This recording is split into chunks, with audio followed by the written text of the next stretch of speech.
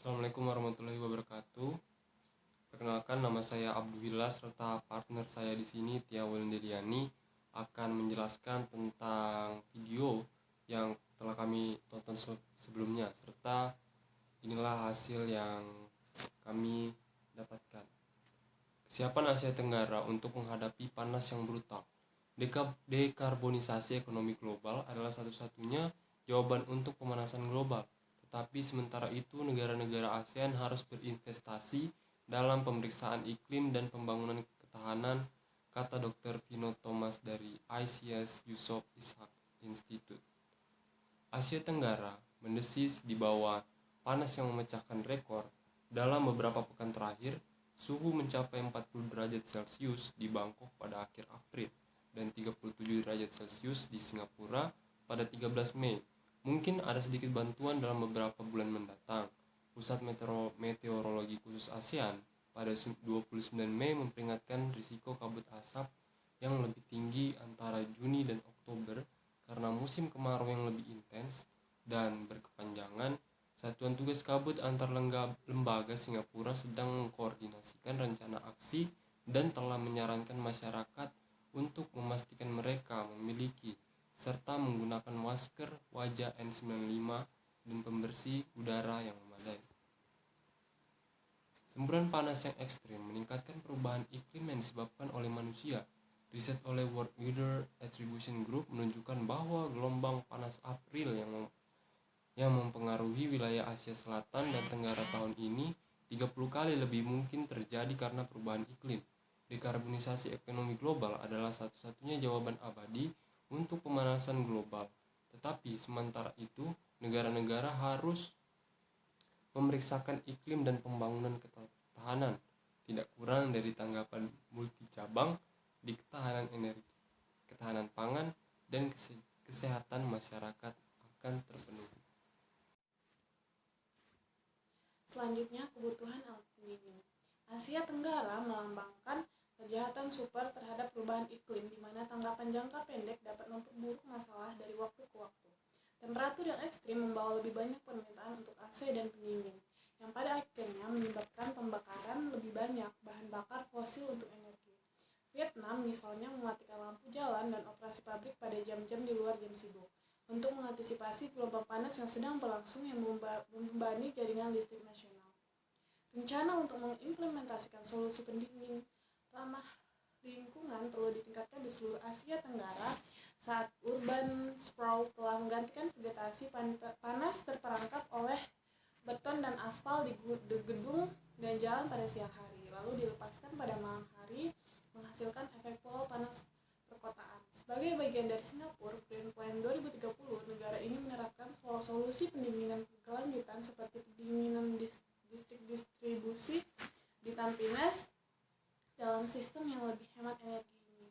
Air dingin dihasilkan di pabrik pendingin sentral, kemudian dialirkan ke berbagai gedung melalui jaringan bawah tanah untuk menyediakan AC. Selain teknologi tersebut, pohon jalanan, hutan kota, dan atap hijau dapat membantu mendinginkan kawasan perkotaan. Selanjutnya, melindungi makanan dan persediaan air dari gelombang panas. Ancaman yang ditimbulkan dari gelombang panas terletak pada dampaknya terhadap ketahanan air. Dan tentu saja pangan. Air perlu disimpan, didistribusikan, dan dilestarikan di masa-masa sulit. Ini berarti permanen dan pengumpulan air hujan, pengelolaan air bekas, dan desalinasi air laut yang telah dipraktekkan di Singapura. Gelombang panas merusak tanaman dan menyiapkan air yang mereka butuhkan. Praktik pertanian baru yang tidak intensif air seperti irigasi tetes harus dicairkan, sementara petani perlu didukung untuk beralih ke varietas tanaman yang tahan iklim. Undang-undang yang melarang pertanian tebang dan bakar harus diberlakukan secara efektif untuk tidak hanya mengurangi polusi udara tetapi juga emisi karbon. Ketahanan pangan juga dapat dibantu dengan mengekang pemborosan. Sepertiga dari semua makanan yang diproduksi di seluruh dunia atau 1, miliar ton hilang atau terbuang percuma setiap tahun, menyumbang 1/10 dari emisi GRK global. Hingga 50% kehilangan singkong di Thailand terjadi selama panen dan pasca panen. Hanya 10% dari makanan yang mudah rusak di India memiliki penyimpanan dingin, menyebabkan hilangnya 30% buah dan sayuran. Ketahanan pangan juga dapat dibantu dengan mengekang pemborosan. Sepertiga dari semua makanan yang diproduksi di seluruh dunia atau 1, miliar ton hilang atau terbuang percuma setiap tahun, menyumbang 1/10 dari emisi GRK global. Hingga 50% kehilangan singkong di Thailand terjadi selama panen dan pasca panen. Hanya 10% dari makanan yang mudah rusak di India memiliki penyimpanan dingin, menyebabkan hilangnya 30% buah dan sayuran. Selanjutnya, bekerja di bawah panas yang tanpa henti. Dengan gelombang panas yang lebih sering, lebih banyak pekerja luar ruangan di seluruh Asia Selatan dan Tenggara harus bekerja keras di bawah suhu harian yang melebihi 40 derajat Celcius. Dukungan pemerintah untuk melindungi kesehatan pekerja sangat penting. Subsidi dapat ditargetkan untuk membantu petani menanam pohon dan membeli peralatan yang lebih cocok untuk cuaca ekstrim. Pekerja di kota dan di desa juga dapat memperoleh manfaat dari sistem peringatan dini, kesiapsiagaan yang lebih baik, dan program penjangkauan masyarakat. Skema asuransi dapat membantu mengalihkan sebagian risiko panas parah yang dihadapi pekerja industri, konstruksi, dan pertanian ke perusahaan asuransi. Asuransi terhadap bahaya alam sangat minim di Asia dengan hanya 17% dari kerugian yang ditanggung. Temperatur yang melonjak di Asia Selatan dan Tenggara, banjir epik di Italia Utara, front dingin yang mematikan di Asia Timur, laut musim dingin lalu biasanya diberi label sebagai peristiwa sekali dalam 1 abad atau sekali dalam 1 dekade, menunjukkan bahwa itu jarang terjadi.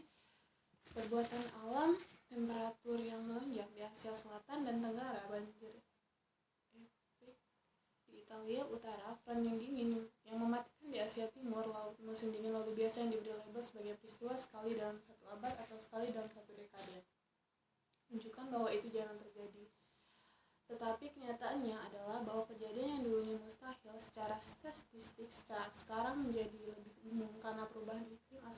Asumsi lama harus segera dibuang dan Asia Tenggara bertindak di berbagai bidang untuk menghindari skenario terburuk. Sekian dari rangkuman video kami.